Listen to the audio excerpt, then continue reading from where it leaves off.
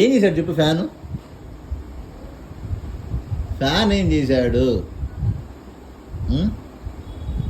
Fan ఏం చేశాడు? మంచి పనులు ఏం మంచి పనులు చేశాడు? హాస్పిటల్ ఆల్రెడీ కట్టే ఉన్నాయి. అంబులెన్స్ పెట్టాడా? అవి వాళ్ళ నాన్న. ఇప్పుడు అమ్మఒడి పెట్టాడా? అమ్మఒడి పింఛన్లు. అమ్మఒడి నువ్వేం చేసుకుంటున్నావు చెప్పు? అమ్మఒడి నీకేం వస్తుంది? నువ్వు స్టూడెంటా? నువ్వు స్టూడెంటా?